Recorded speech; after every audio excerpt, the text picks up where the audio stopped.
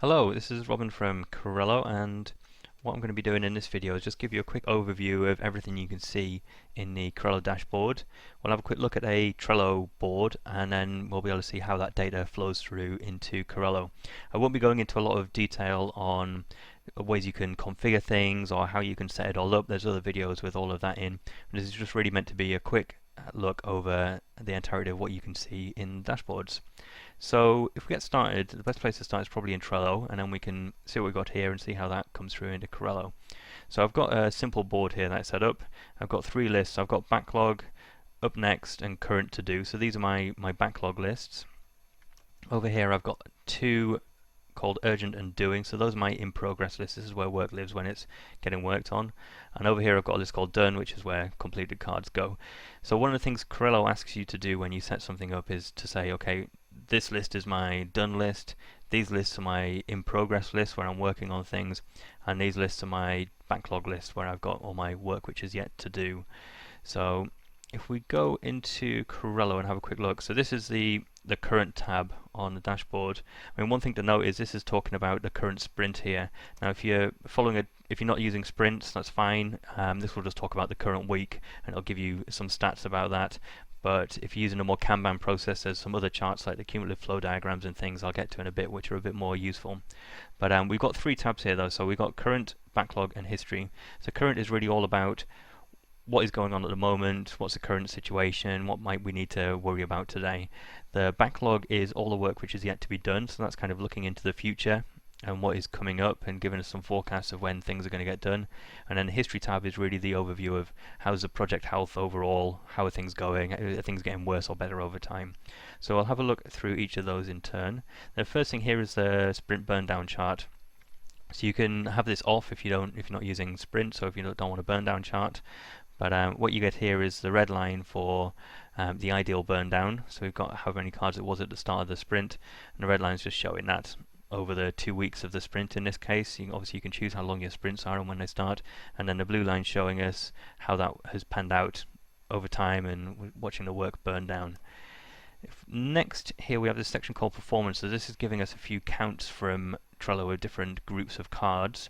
What you would start with in Corrello is one called in progress and one called completed. So that's how many cards are in progress at the moment and how many cards have been completed this week. There's options here to change that to last 24 hours or last couple of weeks, things like that.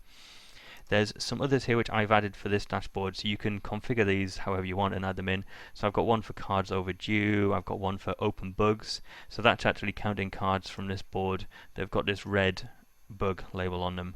So if we go back and click on this open bugs, there's 3 cards in there. And if we look down, we should see that same one we had there, intermittent errors, blah blah blah. So that's the drill down from those stats, and if you click on this, obviously it takes you through into Trello, so you can go and add a comment or assign people, whatever it is you need to do, or if it needs moving on it. For example, in this drill down as well, when we sort of get in here, we can see there's one card overdue. If we click on that, it'll filter it down to that one card, so you can just find which one that is and see, how long ago it was moved into the list that it's in. So that's the performance stats on the current tab. There's also a full history of those, which I'll show you in a second, and you get options here to show by member or by board. So if I click on show by member, I'll drill in. We've just got 2 members on this board assigned to things, so we've got Charlie and we've got Robin. If we click on one of those, it'll drill into that user and we'll see a list of their cards, and we'll have the same stats at the top, and you can click and filter those. Or if we want to, we could just click straight on the numbers here and it'll take us to a filtered view, so you can see open bugs is filtered for us because that's the number we clicked on, and it just takes us and shows us that one card. So very easy to just sort of quickly drill down into what cards are making up these numbers. And then down at the bottom we've got some recent activity, so it shows us people changing due dates, moving cards, adding comments, that kind of thing, and just give you a quick overview of what's been going on recently. Now for the backlog and history tabs, I'm going to move to a different dashboard because this one is just an example one I set up. It doesn't really have any history to speak of, so it's not very interesting. So I'll actually go here. So it's a different dashboard with a different board with a similar setup though, so we've got sort of similar named lists here. So I'll scroll down to the bottom of the history first, and we'll just have a look at the performance stats here. and then we'll come back to the cumulative flow diagram and the cycle time and the stuff on the backlog tab. So what you get here is those counts that we had on the first current tab, just tracked back over the last 12 sprints or the last 12 weeks. So you get a history of how things have been progressing. And again, you can drill down by member or by board and get a little version of that chart just for each board. So very easy just to sort of break things down and see if work is building up somewhere, see how trends are developing. So on the cumulative flow diagram here, it's pretty standard cumulative flow diagram if you know them. If you don't, what you've got is a big wedge on the bottom of cards accumulating into done. That's a big pink wedge here. And then all the other lines are the lists in Trello. So if I get rid of done, it'll be a little bit clearer. So we can see the purple one doing there is showing us how many cards are in that doing list over time. And again, for urgent, and you can actually see urgent is sort of building up a little bit there, so that's maybe a little bit of a concern. And then we've got our 3 backlog lists here as well. So you can turn those on and off quite easily. I mean, a few things to look at here is if one list is building up, which might be a bit of a problem. There's going to be a bit of a bottleneck maybe somewhere that you need to worry about. Or just if your backlog is increasing as we got here, so the backlog's growing faster than work is getting done, which might just suggest we're a little bit under-resourced.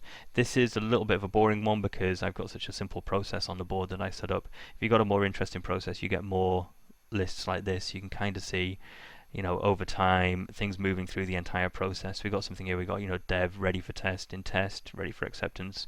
And what you might see is things building up in certain parts of your process. So if I scroll down a little bit further here, we've got a cycle time chart. So what this is showing us is dates along the bottom. And each of these dots here is one or more cards, and it's telling us how many days it took to complete that card on the y-axis there. So if I click on that, we've got one card here, and if you click to expand, it'll actually show you the lists that it was in and how long it spent in them. So again, because I've got quite a boring process set up here, it's just 58 days in this one list, but if you had a more interesting process, it could break that down, and maybe the bulk of its time was spent in one place. So you can easily look at this and just see which the outliers are, click on those, and do a little bit of an investigation into what's going on. If you take all the numbers from this chart and squash them down and get percentile ranges, this is what you get in the table here. So what this is telling us is that 50% of cards are completed in 2 days once we start working on them. If you wanted to give people an estimate of how long something's going to take once you start working on it, you could say 13 days or 2 weeks. There's an 85% chance that you'll get it done in that amount of time. And again, you get the same breakdown by lists. You can kind of see, you know, if one of the lists is really where cards are often spending a lot of their time, especially if the 50% line is very high, you know, that would suggest that that's probably where a bottleneck is developing. So that's the history tab, and it's showing us, you know, how the project is developing over time. If we click on the backlog here, so down at the bottom we've got each of those backlog lists that we had set up in Trello. So we've got backlog, up next, and current to do. So each of those is showing up here. If we're using story points, then you'd get details of how much of each list was estimated as well, but I'm just counting cards for this one. So this one's telling me how many cards remaining and how many sprints they've got left until it's completed. And up at the top, I've actually got a release burn up. So this can be from one or more of those backlog lists, and the red line is showing us the total effort, so the amount of cards that have been in that list, and maybe some of them are now done. And the blue line is telling us how much of that list has been completed, or those lists have been completed. So if you wanted this for an entire Trello board, you just select all of those backlog lists, and then this gives us the scope change on the top, and we can see very nicely that increasing and pushing out the expected completion date. And then we get this dotted line, which just gives us a forecast given our current velocity of when we'll get all of that work done. Okay, so that's a quick overview of what's in the dashboards. There's a lot more videos which go into a lot more detail on how to configure those, and there's a lot of options to sort of really tweak them to get exactly what you want out of it. But thanks for watching.